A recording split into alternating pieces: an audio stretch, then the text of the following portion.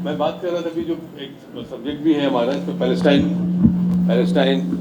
है इसके अंदर। तो पैलेस्टाइन का जो रूट कॉज प्रॉब्लम है उस पर हम लोगों ने क्या किया, पहले उसका जो है वो याद दिलाने के लिए 9 दिसंबर 1917 को बेलफर डिक्लेरेशन होता है और 11 दिसंबर 1917 को जेरूसलम का फॉल होता है। और नतीजा क्या होता है, पार्टीशन ऑफ पैलेस्टाइन होता है 29 नवंबर 1947 through the United Nations.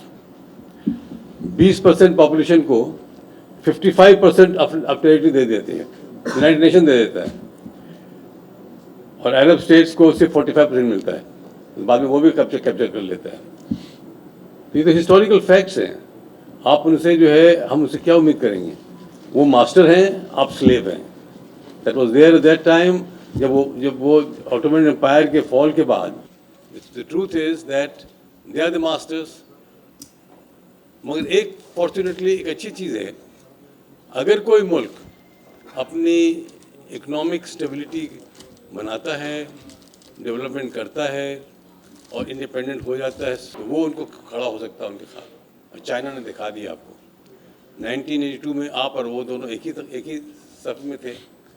China आज जो है आंख दिखा करके और उनको दबाता है, जो आपको दबाते थे उनको चाइना दबाता है, और जिनके हमें खुशी होती है और साथ साथ गम भी है कि हम उनके साथ ही थे।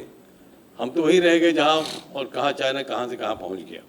तो ये हो सकता है, यानी प्रूव कर दिया चाइना ने कि चाइना ने आपका साथ दिया, एयरफोर्स को बिल्ड किया आपके, तो आपने इंडिया को घुटने टिका दिया 4 दिन के अंदर। और वो जो आपकी एयरफोर्स को इतना सुपीरियर कर दिया कि आपने उनके साथ दोस्ती की, उनकी बात मानी, आपने उनको फॉलो किया, उनके साथ ट्रेनिंग की, तो आपने इंडिया को, तो वो आप खुद कर सकते हैं, अगर आप चाहें तो कर सकते हैं।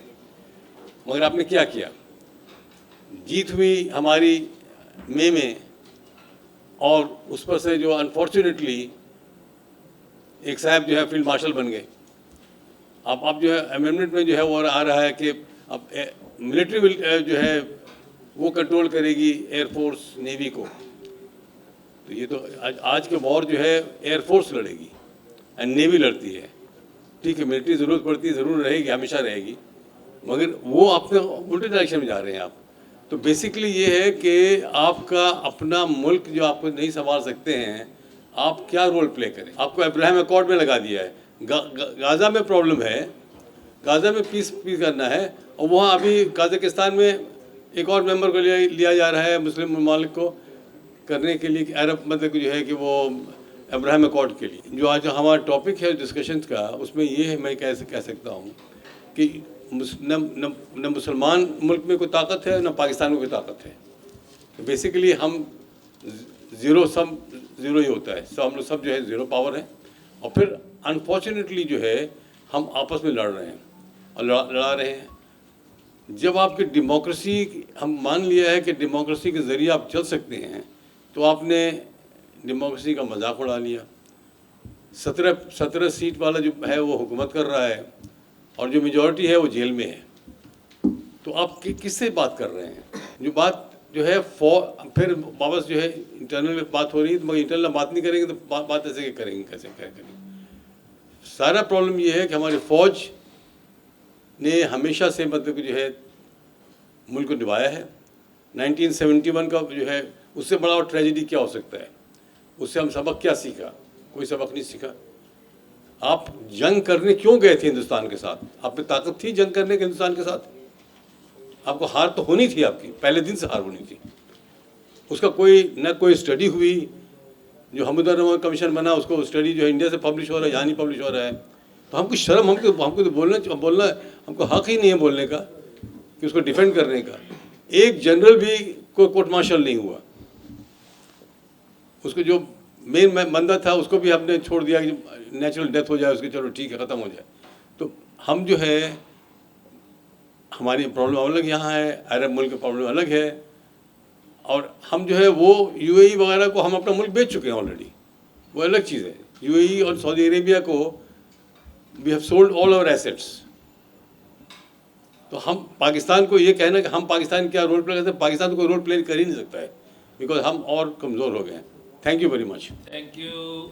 एक थोड़ा सा करेक्शन मैं आपकी बात में करना चाहूँगा, मतलब ओपिनियन है नॉट करेक्शन, कि ये जंग जो हिंदुस्तान से 71 में हुई थी, पाकिस्तान हरगिज हरगिज हरगिज भी जंग नहीं चाहता था।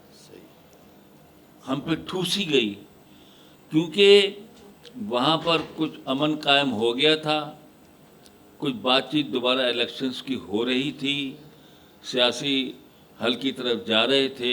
हिंदुस्तान ने कहा तो ये तो हमारे हाथ से मामला निकल रहा है। दे अटैक्ट, उन्होंने कहा अब हम तोड़ के टूटेगा उसी सूरत में हम अटैक करेंगे। अगर वो अटैक ना करते पाकिस्तान ना टूटता, और एक आदमी अगेंस्ट 50 आदमी के खिलाफ लड़ना आसान नहीं है। 1 to 50 रेशो जो इंडियन आर्मी चीफ था उस जमाने में, जनरल मैनेक्शॉ, उसने सब बातें ये कही हैं कि there no chance 50% against one Pakistani.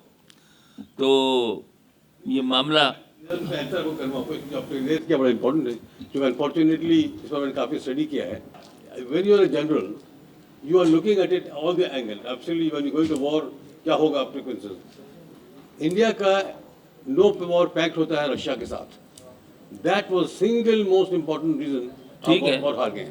तो आपने जो पता इंडिया ने जब साइन नहीं यार, आप पता है ना, हम तो जंग नहीं चाह रहे, हम पर दूसरा हम क्या करें? नहीं तो आपको नहीं करना चाहिए था आगे ना। You should have taken steps on your own to, so Admiral क्या स्टेप बता दीजिए, क्या स्टेप ले लेते हैं आप बता दें। एडमिरल एहसन की बात माननी चाहिए थी उनको।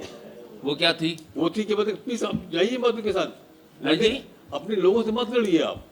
यार वो तो पता है जी, ये गलती हुई है, और उसमें आप फौजी नहीं थे सिर्फ, किसने बोला कि वहाँ असेंबली के इजलास हो? ये लंबी कहानी है, इसको यही छोड़ते हैं, इसमें नहीं उलझते। भुट्टो भी तो आदमी का पैदावार है ना, भुट्टो आदमी का पैदावार है ना, भुट्टो भी आदमी का पैदावार है। लो जी, नई बात सुन लो जी, तो मैं कह रहा हूँ, प्रॉब्लम इसलिए मैं कह रहा हूँ कि हम वी आर नो पोजीशन, पैदावार नहीं है, लीडरशिप उसके ज़माने में आ गया था। खैर हट गए बिल्कुल जी, आर्मी बैशिंग पे उतर आए हैं लगता है।